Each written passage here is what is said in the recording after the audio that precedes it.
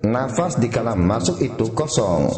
Di saat nafas turun dan ditahan 12 detik, di situ ada detak jantung, maknanya titik.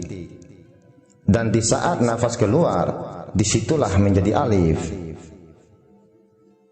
Atau di saat nafas masuk, makamnya ahada.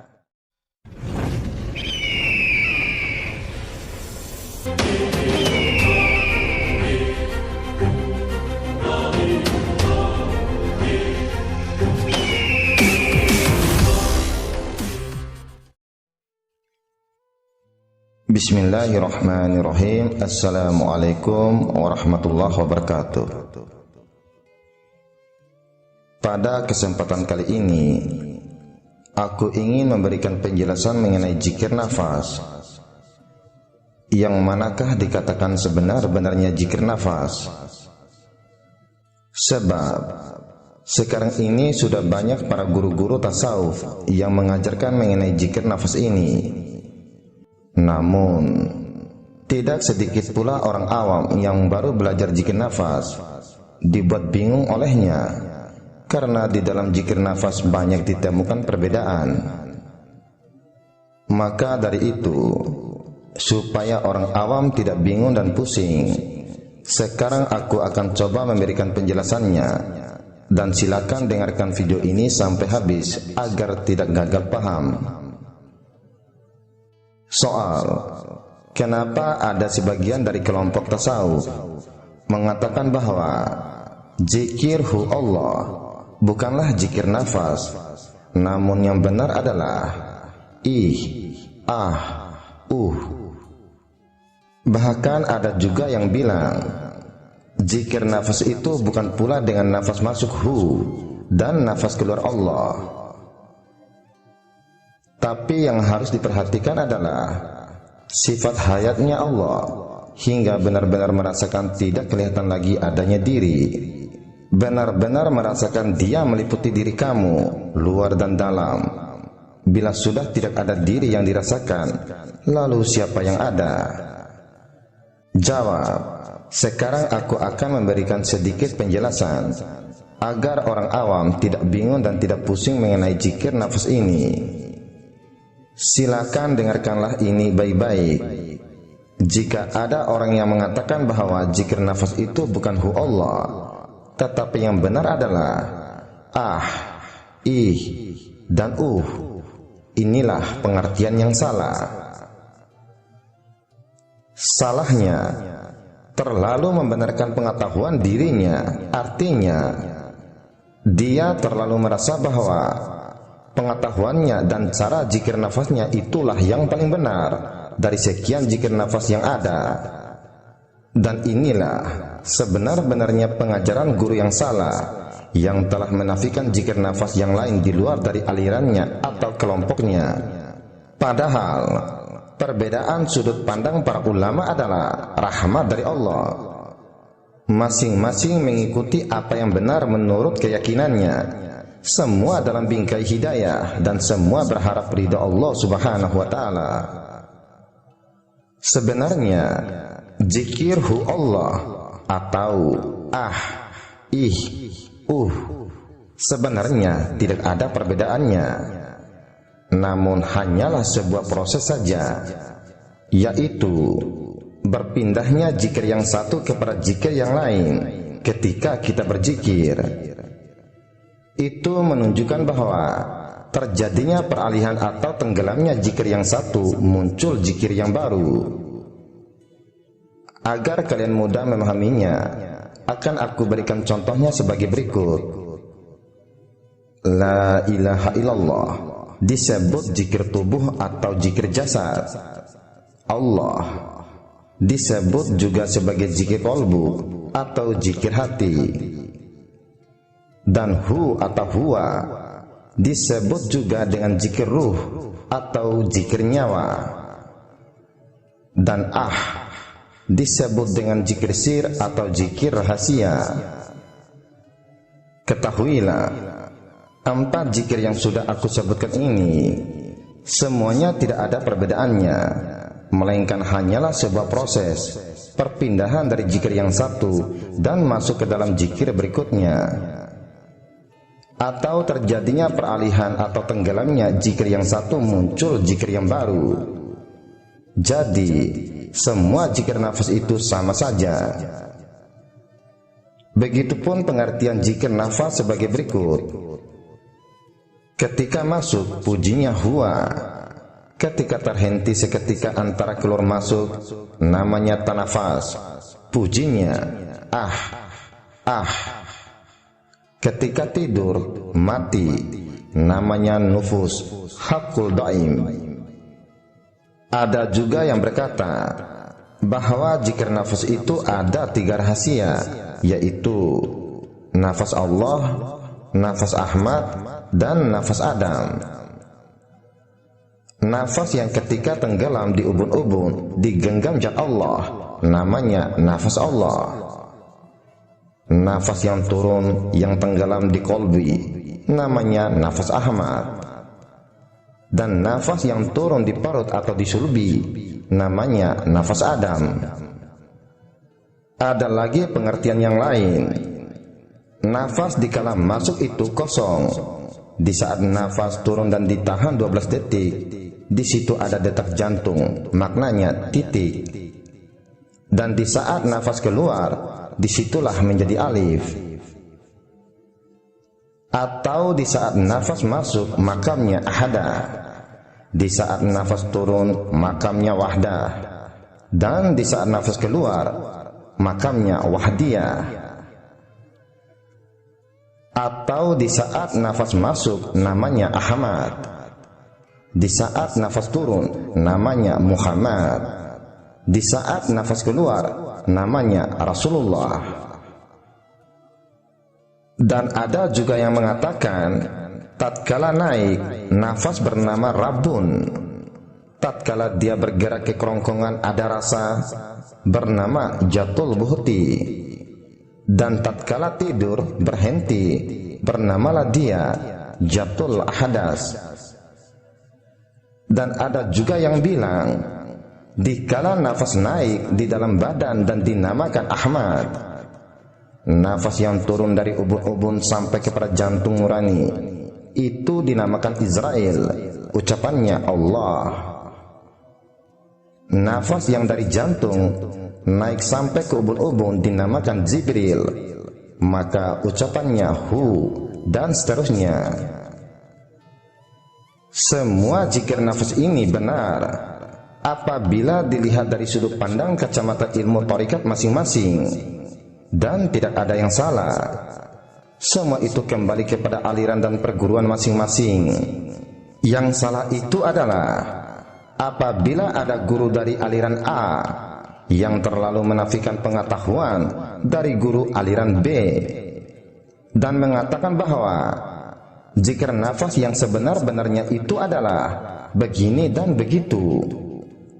Artinya dia terlalu merasa bahwa pengetahuannya dan cara zikir nafasnya itulah yang paling benar dari sekian zikir nafas yang ada. Dan inilah sebenar-benarnya pengajaran guru yang salah, yang telah menafikan zikir nafas yang lain di luar dari alirannya atau kelompoknya. Padahal perbedaan sudut pandang para ulama adalah rahmat dari Allah. Masing-masing mengikuti apa yang benar menurut keyakinannya, semua dalam bingkai hidayah, dan semua berharap ridha Allah Subhanahu wa ta'ala. Artinya kita tidak boleh merasa paling benar. Jika ada yang mengatakan zikir nafas yang benar itu adalah ketika naik itu sudah menyebut dirinya ih, ketika keluar ah, ketika ih dan ah bertemu, disitulah dinamakan Boleh dikatakan di sini zikir nafasnya benar, namun orang yang menyampaikannya tidaklah benar karena terlalu merasa paling benar. Karena dia telah memandang zikir nafas dalam sudut zikir sir atau zikir rahasia yang berbunyi ah, yaitu alif dan ha. sehingga mengatakan hu Allah bukanlah zikir nafas. Sebenarnya suara ah itu terdengar di pangkal leher sebagai pusat tempat pita suara, bukan dikeluarkan lewat lisan. Juga dikenal sebagai zikir awalu wal akhiru, atau awal dan akhir. Sebab suara anak bayi pertama kali keluar adalah zikir sir tersebut, dan suara terakhir nyawa manusia dikala lepas dari tubuh adalah zikir sir tersebut juga. Soal mengapa zikir ah disebut zikir rahasia? Jawab, karena yang memiliki kehendak Tuhan adalah rahasia yang tersembunyi di dalam roh. Biar lebih jelasnya akan aku jelaskan sebagai berikut. Pertanyaan, dari mana awal suara dari mulut dan lidah kita ini? Jawab, tentulah dari hati. Soal, dari mana awal suara dari sir hati ini? Jawab, tentulah dari dalam sir.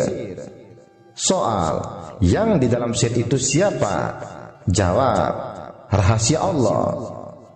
Jadi, kalau kita mau cermati soal siapa yang sebenarnya berzikir itu, jawabannya adalah syariatnya terlihat kita yang berzikir. Hakikatnya kita menzikirkan yang punya nama, makrifatnya yang punya zikir itulah yang berzikir. Kalau kita dapat yang di dalam sir itu yang berzikir, tentu berjalanlah kita dengan yang di dalam sir itu kepada Allah. Inilah amal yang sampai kepada Tuhan. Jadi zikir ah, ih atau hakikatnya sama saja. Memang sepintas terlihat ada perbedaan, sebenarnya tidak ada perbedaannya. Coba saja kalian sebut ah, ih, pasti bunyi suara itu akan sama-sama terdengar di pangkal leher sebagai pusat tempat pita suara. Berpindahnya zikir yang satu kepada zikir yang lain ketika kita berzikir, itu menunjukkan bahwa terjadinya peralihan atau tenggelamnya zikir yang satu, muncul zikir yang baru. Soal, bagaimana pendapatnya tentang orang yang mengatakan bahwa zikir nafas itu bukan pula dengan nafas masuk hu dan nafas keluar Allah, tapi yang harus diperhatikan adalah sifat hayatnya Allah, hingga benar-benar merasakan tidak kelihatan lagi adanya diri, benar-benar merasakan dia meliputi diri kamu luar dan dalam. Bila sudah tidak ada diri yang dirasakan, lalu siapa yang ada? Jawab, orang seperti ini karena memandang zikir nafas dalam sudut pandang ilmu fana pada asma, atau memandang zikir nafas dalam sudut pandang ilmu hakikat. Karena ingat Allah itu bukan dengan cara menyebut-nyebut namanya, karena pada mulanya Allah itu tidak bernama. Setelah adanya Nur Muhammad, barulah Allah itu bernama.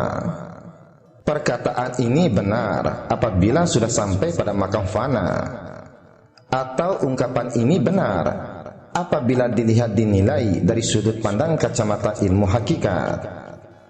Yang tidak benar adalah cara orang yang mengajarinya dan mengatakan bahwa zikirhu Allah bukanlah zikir nafas. Inilah kefahaman yang salah, terlalu merasa paling benar. Orang seperti ini sebenarnya tidak tahu menempatkan kedudukan sesuatu ilmu. Dia hanya pandai suruh memperhatikan sifat hayat Allah, namun meniadakan zikir nafashu Allah. Bagaimana ceritanya ini? Coba dengarkanlah ini. Nafas adalah cermin dari ruh, atau nafas adalah kembaran bagi ruh. Ruh adalah hakikat, nafas adalah syariatnya di dalam alam ini. Nafas adalah al-hayat yang datang dari Tuhan. Nafas adalah rahasia ilahi. Penjelasannya begini, jikalau engkau hilangkan tubuh menjadi nur, sehingga tubuh engkau menjadi ruh, maka hilangkan tubuh engkau itu menjadi titik.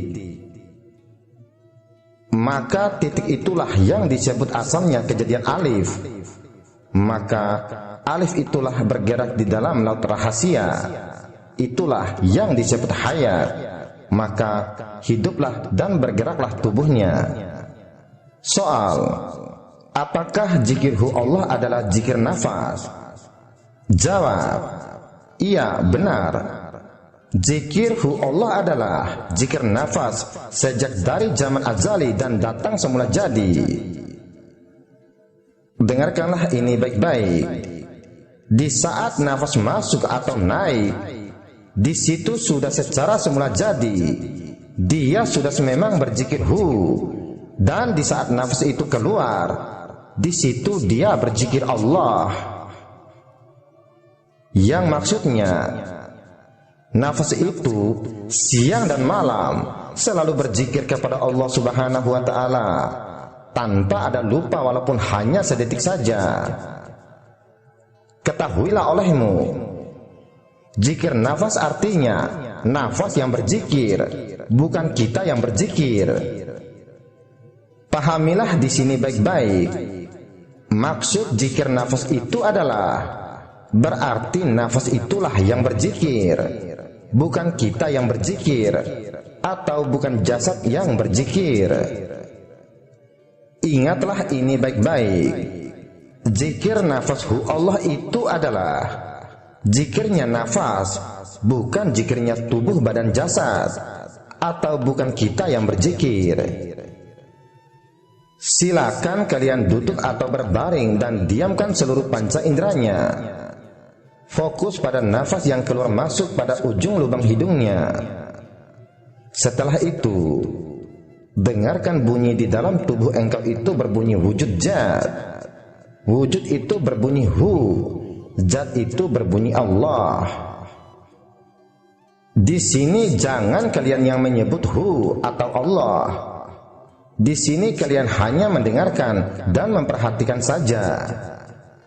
Sebab walaupun kalian tidak menyebut hu Allah, nafas itu sememangnya sudah secara semula jadi berzikir hu dikala nafas masuk dan Allah di saat nafas keluar. Jika kalian benar-benar bisa mendengarkan nafas yang berzikir hu Allah, maka kalian akan mendengar nafas itu berkata, Dia Allah, Dia Allah. Soal, kenapa nafas berkata Dia Allah? Jawab, karena hanya nafas atau ruh itulah yang tahu Allah, yang mengenal Allah, bukan tubuh badan jasad. Jadi, sudah sememangnya nafas itulah yang berzikirhu Allah, karena nafas itu yang tahu Allah dan yang kenal Allah. Jadi, zikir nafashu Allah bukan merujuk kepada jasad atau bukan berarti kita yang menyebut hu di saat nafas masuk dan bukan kita menyebut Allah di saat nafas keluar. Itulah tujuan kamu belajar ilmu mengenal diri dengan cara mematikan dirimu sebelum mati. Maka akan timbullah ruh yang hidup dan yang tidak pernah mati. Karena hanya ruhlah yang mengenal Allah, bukan tubuh badan jasad. Jadi, sudah sememangnya hanya ruhlah yang pantas berzikirhu Allah atau mengatakan Dia Allah. Kalau engkau turunkan ke bumi atau ke dalam jasad, jasad itulah yang berbunyi Allah hurufnya. Jikalau engkau hilangkan huruf Allah menjadi hu, itulah yang disebut kosong. Tiada tahu lagi akan dirinya, hanya yang ada wujud Allah. Maka engkau tiadalah berwujud lagi, dan tiada sifat bersifat lagi, dan tiada nama bernama, dan tiada buat berbuat. Maka disitulah engkau karam di dalam kalimat ini. barulah engkau itu hilang semuanya. Yang ada hanya wujud Dia semata-mata, atau Hu yang meliputi di dalam tubuhku dan Hu yang meliputi di luar tubuhku. Dan bila Hu telah lebur, maka timbullah zikir sir, yaitu yang artinya bukan ruh atau bukan nyawa lagi yang berzikir, tetapi yang punya nama itulah yang berzikir, atau yang punya zikir itulah yang berzikir. Zikir rahasia berbunyi adalah gabungan antara huruf alif dan ha. Soal: apakah hakikat alif dan ha? Jawab: sifat dan perbuatan alif adalah atas, bawah, dan di depan. Tidak ada alif di belakang. Alif di atas berbunyi a, alif di bawah berbunyi i, dan alif di depan berbunyi u. Sementara ha hanya bersifat di depan. Tiada dalam zikir disebut ha atau hi, hanya hu, karena tiada bersifat di atas atau di bawah. Ha di depan berbunyi hu, bersesuaian kedudukan ha hanya di depan, walau apapun kedudukan alif, sama ada di depan, atas, atau di bawah. Pahamilah kiasan ini. Ada yang berzikir dengan a, i, u. Ada amalan ih, tetapi amalan itu juga sebenarnya tidak salah. Namun yang sebenar-benar zikir sir adalah karena zikir ini pada hakikatnya digelar zikir perkamilan Allah dan Muhammad di Sidratul Muntaha. Pada berada makam fana dan baka. Maka cari dan galilah, kalau tidak karena ma'rifat, tidak akan bersama alif dan ha menjadi maka hilang bunyi, hanya kosong. Maka kosong itu maknanya fana. Hanya dirinya lah yang ada, yang tahu, serta melihat, dan yang mendengar. Semuanya lenyaplah di dalam yang kosong itu. Kita di sini sudah fana lahir dan batin kepada ruh. Di sini jangan diartikan bahwa kita yang memfanakan diri. Akan tetapi fana itu dari Allah jua adanya. Sedangkan kata kita itu pun sudah lebur ke dalam fana itu sendiri. Semenjak nyawa dimasukkan ke dalam jasad manusia, ke dalam rahim ibunya hingga lahir ke dunia, tidak sedetik pun nafasnya berhenti berzikir kepada Allah. Di saat kita berdiri, duduk, berjalan, lari, di saat bekerja, di saat kita tidur sekalipun, nafas selalu zikir kepada Allah, tidak pernah berhenti. Buktinya adanya pada naik dan turunnya nafas. Jika nafas ini tidak pernah bertasbih atau tidak pernah berzikir kepada Allah, maka terjadilah kiamat dan binasalah jasad.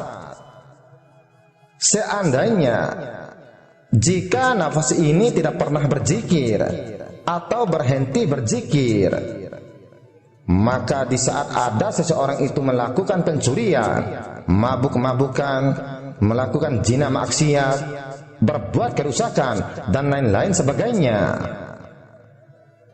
maka di seketika itu juga Allah sudah pasti akan membinasakannya dalam sekejap mata.